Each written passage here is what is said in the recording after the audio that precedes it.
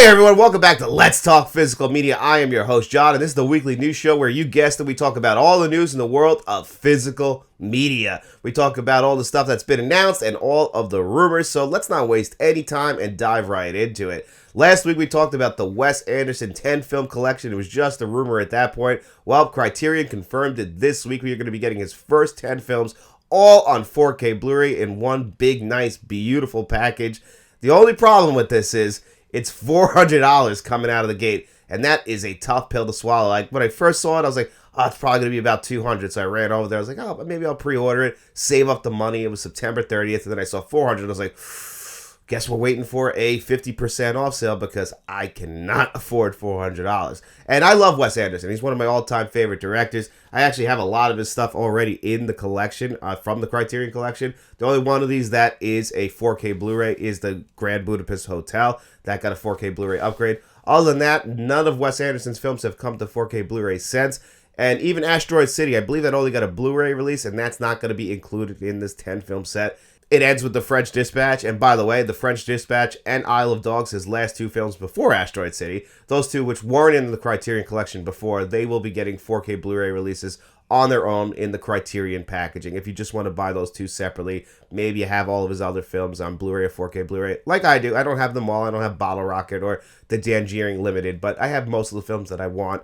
But I gotta be honest, that collection, that beautiful collection in that box, yeah, I want that. That's something that if I end up ever getting that, it'd probably be my most prized physical media possession, mainly because of how expensive it is, how beautiful it is, and I just love all the films in there. And the Tangerine Limited, it's not one of my favorites. Isle of Dogs is really good, and I'm a dog lover, but I wouldn't say that's one of my personal favorite Wes Anderson movies, but The French Dispatch coming to 4K Blu-ray, I think that's very underrated. I'm really glad to see that getting the 4K Blu-ray upgrade. And of course, I'm just happy that they're all there. Rushmore is one of my all-time favorite films.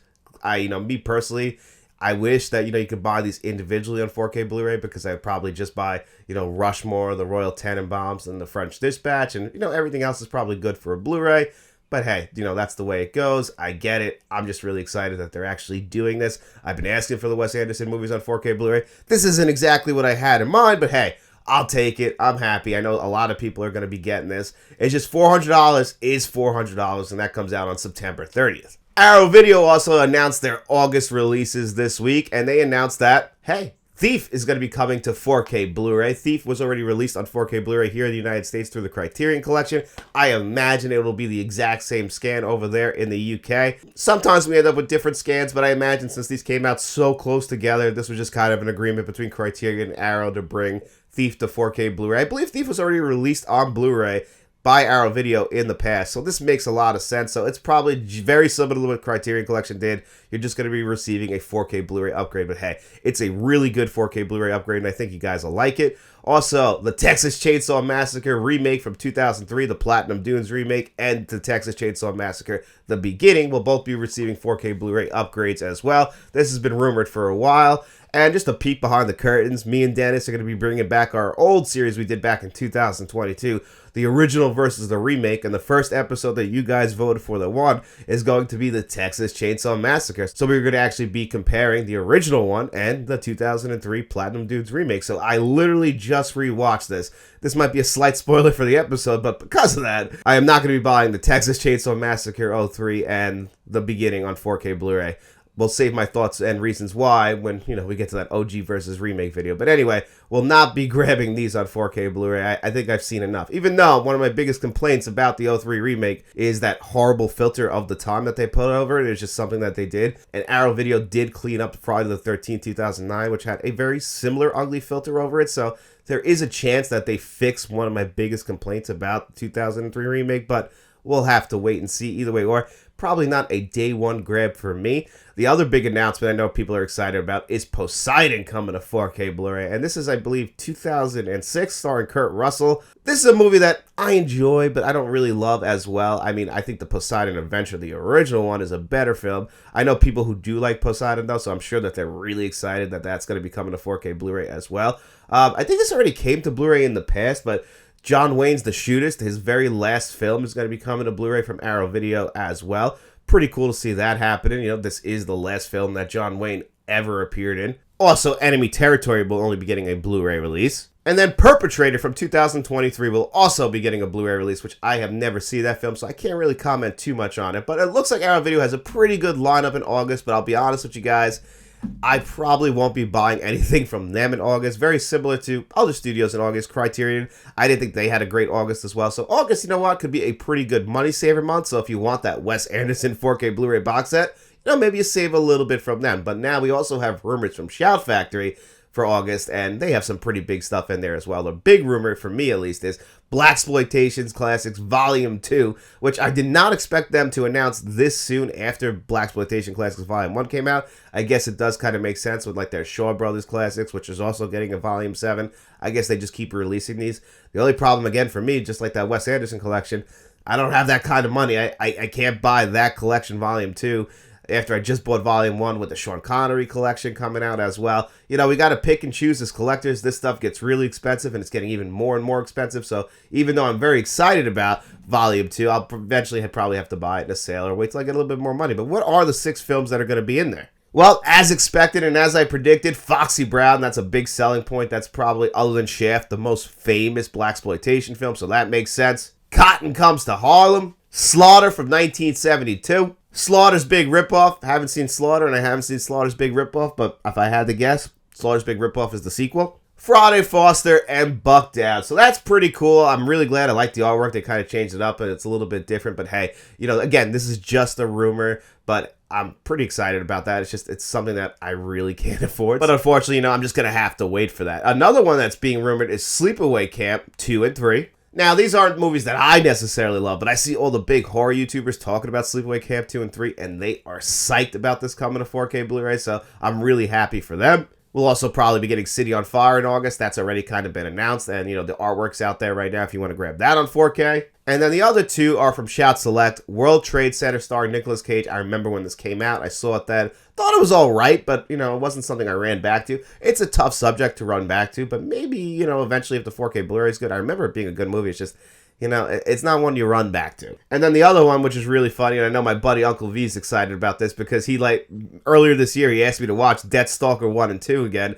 And I went and rewatched Deathstalker 1 and 2, and I enjoyed the hell out of them. They're just really shitty B movies, but are really, really entertaining. Actually, Deathstalker 2, it's very self-aware. I can highly, highly recommend that movie, but you still should watch Deathstalker 1. I mean, like I said, not the highest production value, but very entertaining movies, and if you're into B movies, you're going to want to check these out, and they're going to be coming to 4K Blu-ray. Can't imagine they'll be the best-looking 4K Blu-rays, but, you know, for as far as physical media goes, and from what I understand, these are hard to get, so, hey, that's awesome. I'm glad those are going to be coming to 4K Blu-ray. Big fan of them, so I'm glad I can actually finally grab those as well. So as of right now, those are just rumors from Shout. I imagine next week we'll probably be talking about that. And another rumor I got right before the show started, this was actually sent to me by my buddy Rogue1677. Just want to give him credit. I'm not too sure where he got it from, but he said that he heard that the Sandlot will be coming to 4K Blu-ray pretty soon with a brand new Dolby Atmos mix. You know, take that with a very big grain of salt. Everything I just talked about from Shout, I got that rumor from Dawn of the Disc on Instagram. You should give him a follow. He's great for when it comes to rumors. I just try and put everything in this nice video right here for you guys so you know everything that's been announced are rumors. But Dawn of the Disc was the ones who reported on the Shout releases. And now my buddy Rogue1677 sent me this about the Sandlot. Now, again, take this with a huge grain of salt, but I believe that the Sandlot is one of the greatest baseball films ever. I am a 90s kid, so of course I grew up in the 1990s. And I saw this at a young age. Like, this movie came out in 93. I was born in 92. I probably saw it in like 94, 95. And I didn't know anyone in this movie. So I didn't know that was Dennis Leary. I didn't know that was Karen Allen. And I didn't know that was James Earl Jones. I was young. I didn't see Star Wars yet. I didn't see Indiana Jones yet. You know, Dennis Leary would become one of my favorite comedians, and Rescue Me is one of my favorite shows. Knew nothing. So because of that, I actually thought that The Sandlot was filmed in the 1960s because it took place in the 1960s.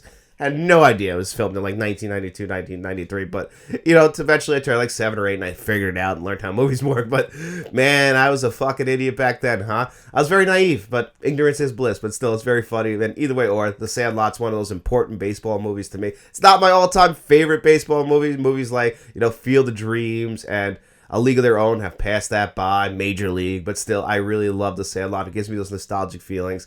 And I know a lot of 90s kids feel that way as well. So I hope this gets the 4K Blu-ray treatment. Hopefully it's not just a rumor, but as of right now, it is just a rumor. So that's why we'll include it at the end of the show. And one last thing I wanted to talk about, Kingdom of Heaven just came out on 4K Blu-ray, and I originally had that pre-ordered. I was going to review it here on the channel, but I pre-ordered through Amazon the first day it went up for pre-order. Then the day it was supposed to ship, I literally was checking it all the time. It's going to ship by 10 p.m. It'll be here by 10 p.m. It'll be here by 10 p.m. on Tuesday. Noon on Tuesday, I'm like, it hasn't shipped yet. Classic Amazon. They message you, due to a supply chain issue, this is going to be delayed. Do you still want it? You know what? I saw that it was still $55, and I said, no. You know what? I don't want it anymore because that's just absolutely ridiculous. This is kind of where Sony and Disney kind of have us bent over a barrel as collectors because, I mean, I get it. Like, I've seen Bill Hunt over on X talking about how he's the one talking to them and explaining to them all of our complaints, but we're talking about corporations here. They don't give a shit. What can they do to drive up the demand? Make the supply chain limited. That's the best way to do it. It's called supply and demand. It's very basic marketing, and that's exactly what they're doing. They're like, oh, Tombstone Kingdom of Heaven will come back in the stock, but it'll never lower in price. Like, I got lucky with Tombstone lowering to $40 before it was released, but Kingdom of Heaven, if it would have shipped, it would have been $55. If I absolutely loved Kingdom of Heaven, I'd get it. I'd be like, okay, it's a movie I love, like the Wes Anderson collection. I can make like an exception for that eventually. But Kingdom of Heaven is not necessarily a movie I love. It's just that they're trying to take money from the collectors out there. Like for me, I was going to buy it because I wanted to review it here on the channel for you guys. And, I do like Kingdom of Heaven. So I was like, this will be a great time to revisit it. But at $55, I was like, all right, that's already a tough pill to swallow. And then when it got delayed, I was like, you know what? Fuck that. And I just canceled it. I have no desire to get that. If that ever drops below $30, I'll pick it up. But right now, there's no reason. I really don't like what Disney and Sony are doing here and what they're doing to the collectors. They know what they're doing. Don't be ignorant to it. Like, I think people are like being like, oh, they just have... No, they're not. There's no reason because everybody else is able to get their movies out without delays, but yet Tombstone and Kingdom of Heaven 2 months in a row have all of these issues with, actually filling their pre-order demands. You can't even fill it to people who pre-ordered on day one. That makes no fucking sense. But I guarantee you everybody who needed a review copy got their fucking review copy on that first day. That's for sure. But you know what? That doesn't matter because I'm just not spending that kind of money on one film. And I don't think anybody really should. They just will continue to raise prices on us. And then you know what? If you can't even meet the pre-order, I don't even want to give you the business because that's just absolutely ridiculous. You know what I did? I took that $55 that I was going to spend on that. I went over to Groove. I pre-ordered the Jurassic Park 1, 2, and 3 trilogy, which I told you guys I was getting really bad FOMO about getting. I said, you know what? Got this extra money. I love Jurassic Park. It's one of my favorite films ever. Very important to me, even though I don't really love The Lost World and 3. You know what? I'll grab this. It'll be a nice review for the channel. I want to compare it, and plus, it's movies that I know I genuinely love. I want them in my collection, and that's probably the smarter decision. I was being a collector a little bit too much when it comes to Kingdom of Heaven, and I was like, this is an important film for physical media, but then, you know what? If the people making those important films for physical media don't care about the people buying them, I don't want to give them my business. So that's a little bit ridiculous in my opinion. And you know what? I'd rather get those movies from Groove. They come out on June 17th. I guarantee you, unlike Disney and Sony, that will be here 7 days before it actually comes out on 4K Blu-ray, and I'll be able to watch those movies and review them here for the channel like that, because Groove is a very good site that really does support physical media, and usually they have great shipping, and they also have great customer service, which is all I ask. And for the most part, those small websites that take care of physical media, the Movie Room, the Atomic Movie Store, Diabolic DVD, Orbit, like those people, Groove, like I was just saying, like those people, they take care of us. Like they do great work. They're not like Amazon. Amazon's a corporation, Disney's a corporation, Sony's a corporation. When you're dealing with corporations, you end up with a lot of bullshit, and it's, when it should be consumer friendly, since you're the ones who give them the money, they're unfortunately not. And I'm sorry for ranting like that, but that Kingdom of Heaven thing really did piss me off with, them not having enough for everybody. I think Jeff over, who used to be Films at Home, I'm not going to say his last name because I know I'm going to butcher it and I don't want to do that. But anyway, Jeff over there made a video about this as well. Recommend you guys checking that out. I'm sure he was a lot nicer than I was, but either way, it's just ridiculous. We're already such a niche market. You shouldn't be nickel and diming us. We're already struggling. Everything costs more. And I don't know. That's my 2 cents on the matter. Don't want to end it on a downer, but I just wanted to share that with you guys. And guys, thank you so much for being here with me on another episode of Let's Talk Physical Media. I hope you guys enjoyed it. And if you did, don't forget to hit the like button, hit that subscribe button, share this video if you could. We also have channel membership, so if you want to become a friend of the channel, a producer for the channel like John Doe Juggalo, a channel director like Nicholas Head, Uncle V, Frank from Frank's Media and Reviews, Kevin Kruger, you could do that. And you could also become a channel bankroll member like Mr. Smelly Potato. Look for all the perks in the description below. But guys, as always, if you don't got no money, don't worry about it. We just hope you enjoyed the video. And if you did, get out in those streets, tell your friends about us, and then we'll be seeing you around.